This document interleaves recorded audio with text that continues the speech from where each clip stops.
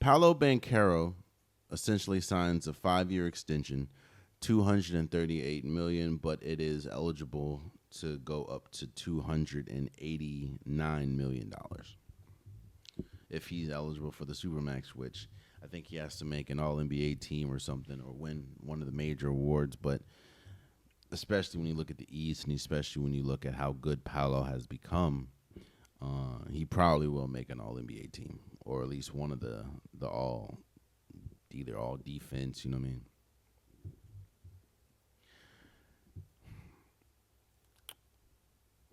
The Magic have made moves this offseason, that you can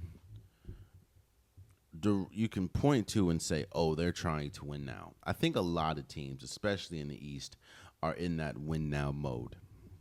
When you see some of the top dogs like Jason Tatum, like a Tyrese Halliburton, when you see them go down, it's pretty much an arms race for who is going to pick up the mantle. This kind of reminds me, to a lesser extent, of when Michael Jordan retired the first time. And there was a 2-year stretch where the NBA, just how great Michael Jordan is, the NBA was wide open. Now, those 2 years, the Houston Rockets with Akeem Olajuwon won the championship. But you saw an arms race. You saw, okay, this is our time. The big bad Michael Jordan, he's out. This is our time to capture, everyone felt like they had pretty much equal footing. Now, I don't know essentially how true that is when you talk about the West, because I think you may have a good shot of making it to a championship if you're in the East, but I don't know. I think the championship is going to remain with the West for a good little minute. When you look at the Rockets, the Thunder, we can see what the Denver Nuggets are doing with the moves that they made. I don't know, but the question that arose was: has Has Paolo Banchero played himself or played well enough to earn this contract? Now, in layman's terms, like the easy way of saying, obviously, because they gave him the contract.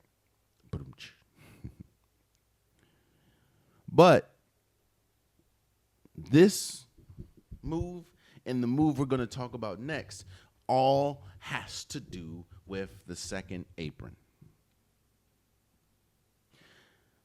Shout out to Paolo Banchero for getting his money. I think Paolo Banchero is, because he plays in the Magic and they haven't really been on TV or showcased, a lot of people don't understand how good he is as a player.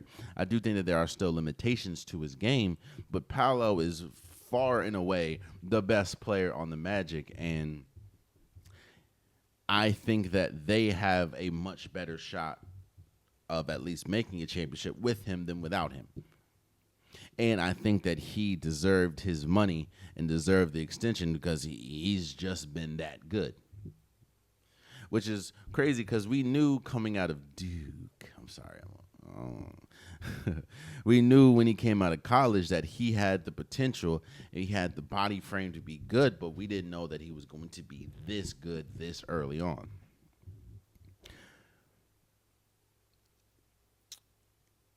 I don't think that how the Magic are right now, I wouldn't pick them up again. I wouldn't pick them over maybe the Cavaliers. I wouldn't pick them over maybe the New York Knicks because they did just get Mike Brown. Shout out to Mike Brown.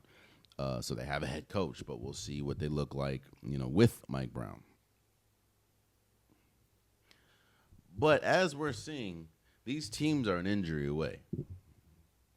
One injury can derail a team, i.e., the Milwaukee Bucks, i.e., the Boston Celtics.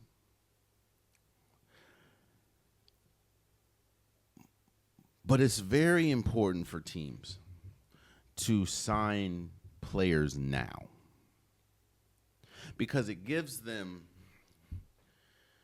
it says 5-year deal, but it gives them essentially a 3 to 4 year window before they have to make some tough decisions. Especially when you see the contract that they have to pay now to Desmond Bain. And then you still have Franz Wagner.